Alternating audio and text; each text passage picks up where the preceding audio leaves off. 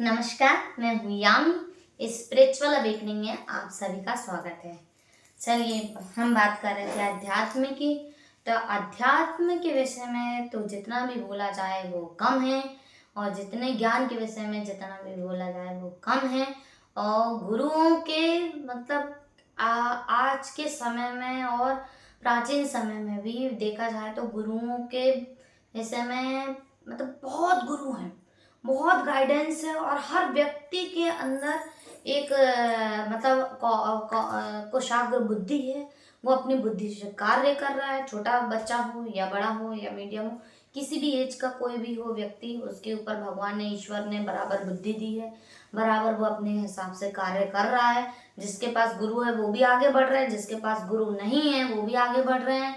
और अगर कोई कोई किसी आध्यात्मिक संस्था से जुड़े हैं या किसी मेडिटेशन उससे जुड़े हैं तो उनकी भी ग्रोथ हो रही है, किसी की नहीं हो रही है। तो कुछ ऐसे हैं कि किसी संस्था से जुड़े तो हैं पर खोज कर रहे हैं, मतलब कहाँ है, किस पड़ाव में है कि खोज की कहाँ रहस्यमयी दुनिया में हमें भी कुछ पता लग जाए, कुछ ऐसा चमत्कारिक दुनिया हो या कुछ ऐसा चमत्कार हो जाए। या क्योंकि मिरेकल्स का इंतजार है ना, सभी करते हैं।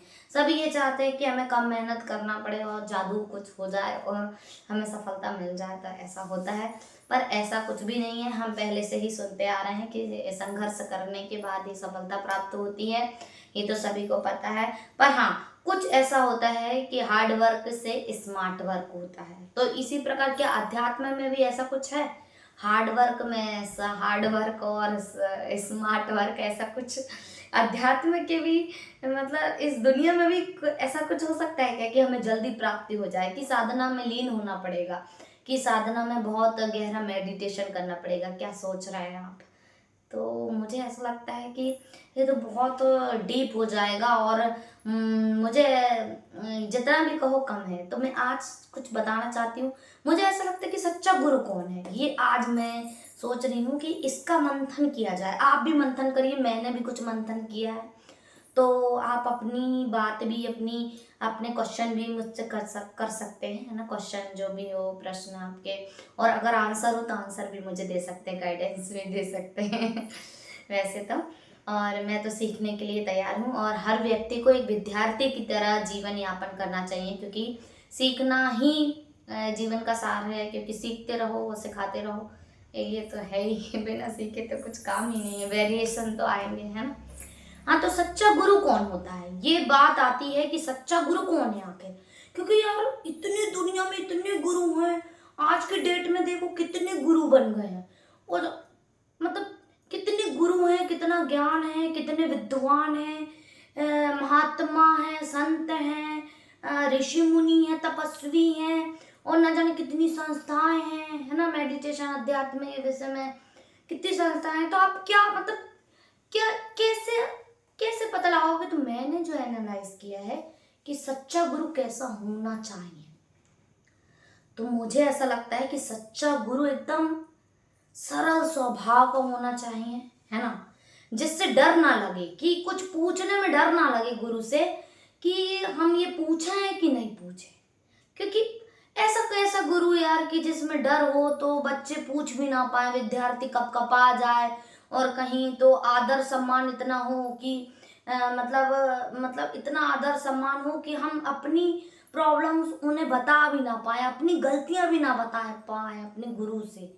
तो गुरु ऐसा होना चाहिए, सरल स्वभाव का होना चाहिए, और एकदम खुला व्यक्तित्व होना चाहिए, और हम उससे सारी बातें शेयर कर सकें, और क्या हो, हम अपनी गलती भी बता सकें, और हम अपनी अच्छाई और बुराई सब कुछ गुरु को पता हो, तब भी गुरु हमें एक्सेप्ट करे। ऐसे लोग बहुत कम मिलते हैं। देखो, दोस्त मिल जाते हैं, पर ये गुरु की बात, तो दोस्त जो है, अगर आपके पास ऐसे दोस्त हैं कि जो आपकी बुराइयों के साथ आपको एक्सेप्ट कर रहे हैं, आपकी अच्छाइयों बुराइयों को अनदेखा करके अच्छाइयों को देख रहे हैं, तो ऐसे दोस्त तो बहुत ही अच्छे हैं, गुरु के समान है ना।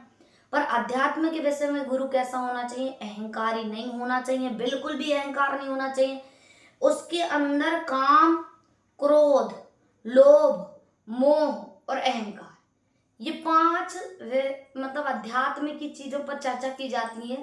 तो काम की बात करें तो ये जो है, ये ब्रह्मचर्य और मतलब एक वैवाहिक मतलब शादीशुदा और कुंवारेपन की बात की गई है ना, तो ये अपन थोड़ा डिटेल में अभी समझेंगे।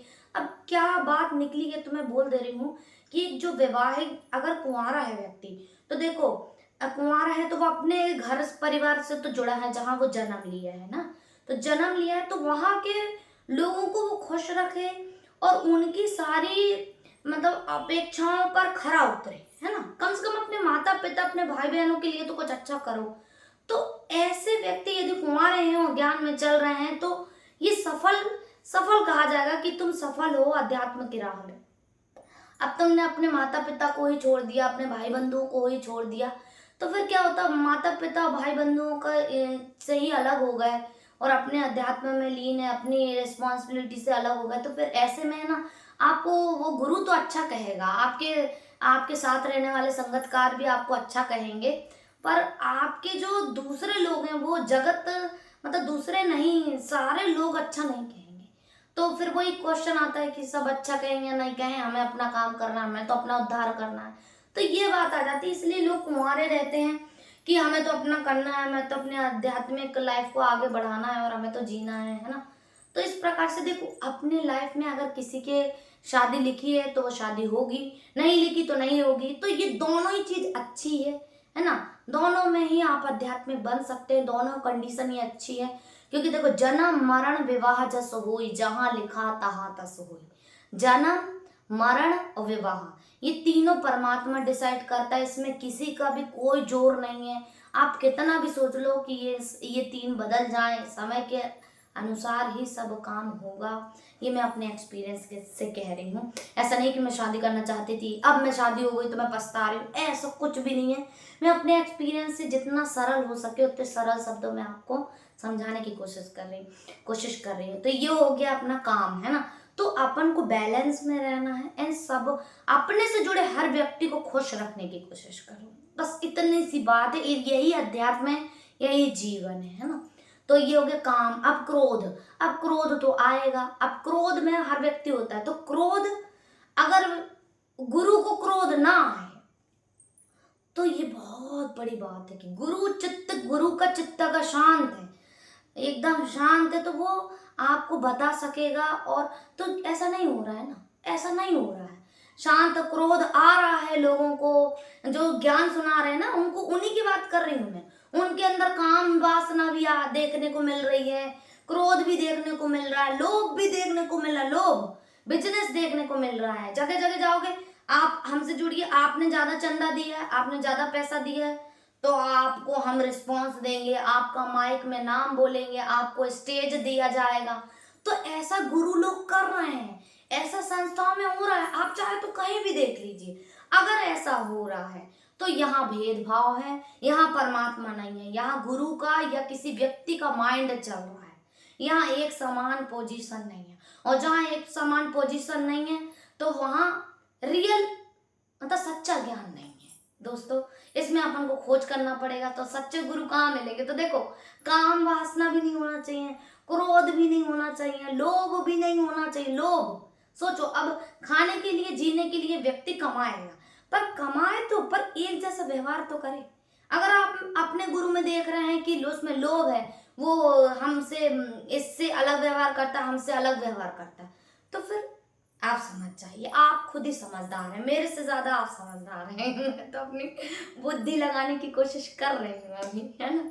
तो काम हो गया, क्रोध हो गया, लोभ हो गया, मोह हो गया। मोह, अब मोह की बात करें तो जो जो गुरु के मतलब आपके जो गुरु हैं, जैसे कोई भी गुरु हैं आपके, तो वो गुरु से जुड़ा अगर कोई व्यक्ति है, जैसे उसका सगा रिश्तेदार है, जैसे उसका भाई बंधु है, या बेटा बेटी है, या पति पत्नी है, या दो मित्र है, या सहपाठी है, या चाचा ताऊ, या कोई भी रिलेशन हो, तो ऐसा अगर मोह की बीमारी है तो वो अपने रिलेशन वाले को ज्यादा महत्व देगा। भले ही उसका शिष्य अपने रिलेशन मतलब अपने बच्चों से ज्यादा उसका शिष्य होगा ना, तब भी वो अपने शिष्य को वो चीज नहीं देगा गुरु जो अपने बच्चे को देना चाहेगा। और ईर्ष्या ईर्ष्या भी रहेगी, जलन भी रहेगी कि हमारा बच्चा ये चीज नहीं सीख पाया, हमारा शिष्य ये चीज सीख गया। अब ये सोचिए, अब ये चीज गुरु में देखने को मिल रही है, और मैं बता रही हूँ कि देखने को मिलती है। मैं अपने एक्सपीरियंस से बता रही हूँ, बहुत सारे लोगों से मैं मिली हूँ और मैंने ये देखा है कि ऐसा हुआ है। मोह की बीमारी गुरुओं में हुई है। वो सगे संबंधियों से ज़्यादा अटैच हैं, जिनसे संबंध है उनसे अलग व्यवहार, और अपने शिष्यों से अपन को पता है, मतलब गुरु को पता है कि ये व्यक्ति ऐसा आया है कि इसको मैं अपना शागिर्द बनाऊंगा, अपना शिष्य बनाऊंगा तो ये मेरा दायां हाथ हो जाएगा, मतलब मेरी मजबूती बन जाएगा, मेरी नींव रखेगा, मुझे संभालेगा, मुझे ध्यान देगा। तो ये सब कुछ पता है। अच्छा व्यक्तित्व, अच्छे से अच्छा व्यक्ति आ जाए गुरु के सामने, पर उसके बाद भी गुरु उसको अपना नहीं समझेगा। ऐसा हो रहा है, ऐसा हो रहा है दोस्तों। अपना नहीं समझेगा गुरु, और कितना भी आप समर्पित हो जाओ। एक चीज और आ गई है, बहुत बहुत बहुत एकदम सटीक बात मैं कह रही हूँ, सेवा। ज्ञान, सेवा, योग, धारणा, ये 4 पॉइंट हर संस्था में बताए जाते हैं। हमारे ब्रह्म कुमारी में भी बताए जाते हैं और सभी जगह लागू होते हैं। देखो, ज्ञान मतलब जो भी आपने सुना, जो भी आप संस्था से ज्ञान ले रहे हो, चाहे किताब के माध्यम से, चाहे वाणी के माध्यम से, तो वो ज्ञान हो गया। योग मतलब जो मेडिटेशन कराया जा रहा है, जो भी योग की विधि है, मेडिटेशन की जो विधि है वो आप कर रहे हो, तो योग। और साधना, ज्ञान, योग, सेवा, धारणा। धारणा मतलब कितना, क्या आपने जो भी पढ़ा, जो भी एनालाइज किया, जो भी आपने सुना, समझा, पढ़ा, देखा, वो सब आपने कितना धारण किया। ये बात आती है मेन पॉइंट की, कि आपने कितना अपने अंदर धारण किया। तो आप ये ज्ञान, योग, सेवा, धारणा। अब इसमें सबसे तीसरा पॉइंट कौन सा है? सेवा। ये सेवा तो आप देखेंगे ही देखेंगे, हर संस्था, हर मतलब मैं क्या बोलूं, हर धर्म में आप देखोगे, हर गुरु में देखोगे, हर व्यक्ति में देखोगे। अगर आप किसी बड़े व्यक्ति से जुड़ते हो तो वो आपसे सेवा लेना चाहेगा। आप किसी बड़े बड़े पैसे वाले व्यक्ति से जुड़ते हो तो वो आपसे सेवा लेना चाहेगा, या आप किसी आध्यात्मिक संस्था से जुड़ते हो, वो आपसे सेवा लेना चाहेगा। सेवा क्या? सेवा ये कि फ्री में अपना टाइम दीजिए और फ्री में अपनी कर्म इंद्रियों से, मतलब हाथ पैर, मतलब अपने बॉडी से, अपने दिमाग से, बुद्धि से हमारी संस्था में टाइम दीजिए, हमारी संस्था में कार्य करिए, हमारी संस्था में सेवा भाव रखिए और अपने आप को समर्पित कर दीजिए। ये इतना ऐसा पॉइंट है दोस्तों कि हर जगह लागू होता है। अगर आपको आध्यात्मिक बनना है तो ये सबसे बड़ा पॉइंट है सेवा, कि सब बोलेंगे कि आप जितनी ज्यादा सेवा करोगे ना उतने ऊंचे जाओगे। और एक और पॉइंट मैं आपको यहीं पे बता रही हूँ, फलों से लदा हुआ वृक्ष झुका हुआ होता है, ये भी बताया जाएगा। आपको इतना ज्यादा इमोशनल कर दिया जाएगा और कर नहीं दिया जाएगा। आप आध्यात्मिक यदि बनोगे तो आप इतने ज्यादा इमोशनल हो जाओगे, इतने भाव विभोर हो जाओगे, आपके मन में इतनी शीतल करुणा आ जाएगी कि आप ये सारी चीजें ऑटोमेटिक खुशी से करोगे। मैंने किया है, मैं जानती हूँ। पर यार अपन करते हैं, अपन करुणा में है, प्रेम में है, समर्पण में है, त्याग तपस्या में है, पर सामने वाला अपन को मिसयूज करता है तो कैसा लगेगा? आपको पता चल जाए कि ये यूज नहीं कर रहा है, ये मिसयूज कर रहा है हमारा, तो आपको बुरा नहीं लगेगा? मुझे तो बहुत बुरा लगा।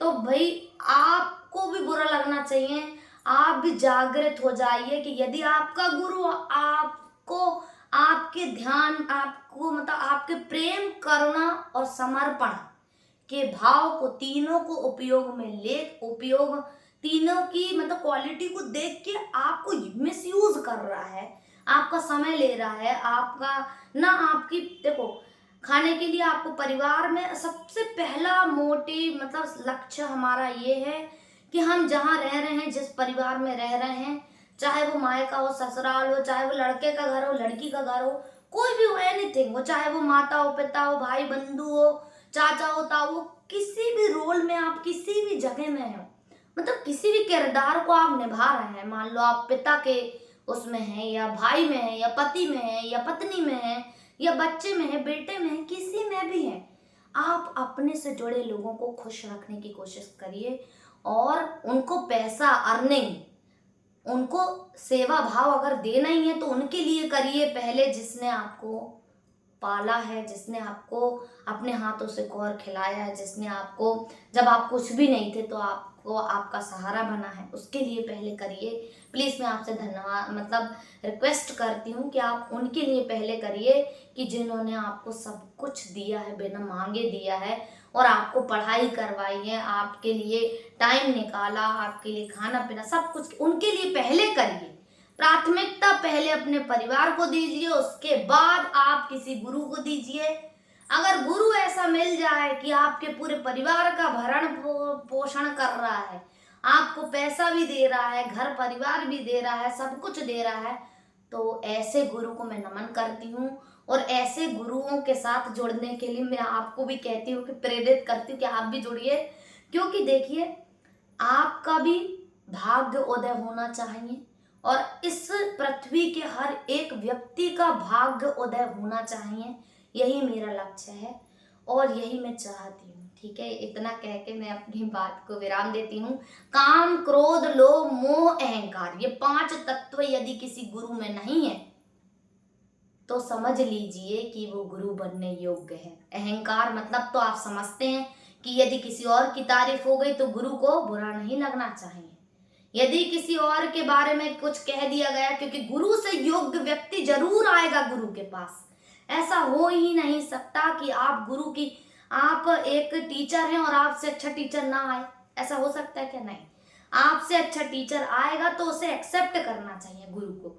तो अगर अहंकार दिखाता है व्यक्ति, गुरु दिखाता है कि नहीं मेरा यहाँ वर्चस्व है, मेरी ही चलेगी, तुम चुप रहो, तो अगर ऐसा व्यक्ति है आपका गुरु, तो ऐसे गुरु का ज्ञान लीजिए, पर ज्ञान ही लीजिए, उसकी जो बुरे स्वभाव को छोड़ दीजिए, वही त्याग दीजिए।